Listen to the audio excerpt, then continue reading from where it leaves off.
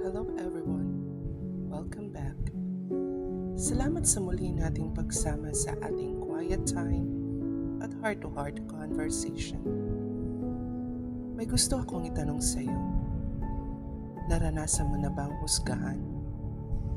Maliitin o pagsalitaan ng hindi maganda kahit wala ka namang ginagawang masama? Masakit, hindi ba? Natural lang na gusto natin ipagtanggol ang sarili natin. Pero sa Numbers chapter 12, makikita natin si Moises. Inakusahan siya ng sarili niyang kapatid na sina Miriam at Aaron. Hindi siya nakipagtalo. Hindi siya gumanti. Ang Diyos mismo ang tumayo para sa kanya. May napakagandang aral dito para sa ating lahat. Nagsimula ang problema dahil sa paninibugho at pagmamataas. Hindi lang ang asawa ni Moises ang issue. Ang tunay na problema ay ang puso ni Miriam at Aaron. Naisip nila bakit si Moises lang ang ginagamit ng Diyos. Hindi ba kami rin? Minsan ganito rin ang nangyayari sa atin kapag kinukumpara natin ang sarili natin sa iba. Unti-unti pumapasok ang inggit, pride, at reklamo. Pero ang Diyos ay tumitingin hindi lang sa ginagawa natin, tinitingnan niya ang laman ng ating puso. At sinabi ng Biblia na si Moises ang mapagkumbabang tao sa kanyang panahon. Hindi siya ang nagtanggol sa sarili niya. Ang Diyos ang gumawa nito. 3 biblical truths. Ang pagmamataas ay sumisira sa relasyon sa Diyos at sa kapwa. Kapag hinayaan nating mamayani ang inggit at pride, nagiging madali tayong humusga at magsalita laban sa iba. Hindi ito nakakalugod sa Diyos.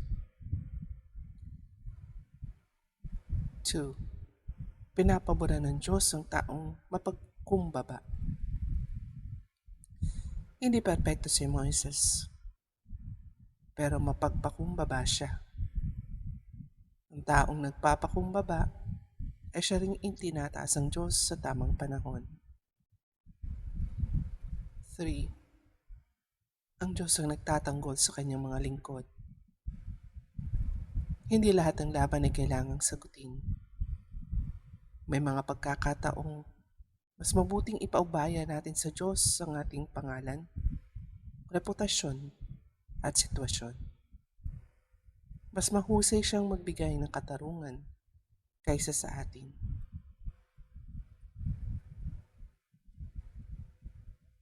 Kilalanin na kinamumuhian ng Diyos ang pagmamataas, ngunit pinagpapalan niya ang pagpapakumbaba.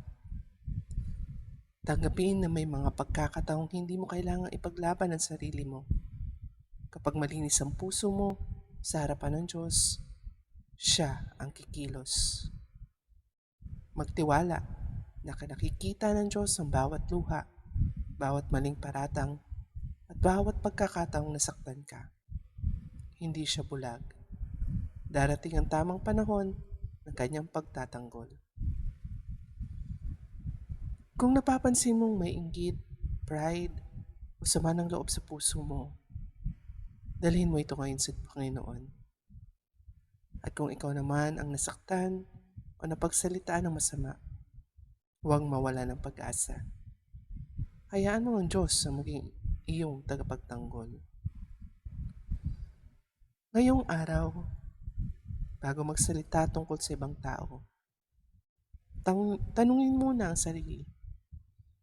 Ang sasabihin ko ba ay magbibigay ng biyaya o magdadala ng sugat?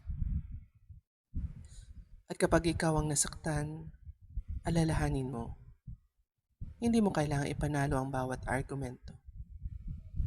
Mas mahalagang manatiling tama ang puso mo sa harapan ng Diyos. Let us pray. Ama naming nasa langit,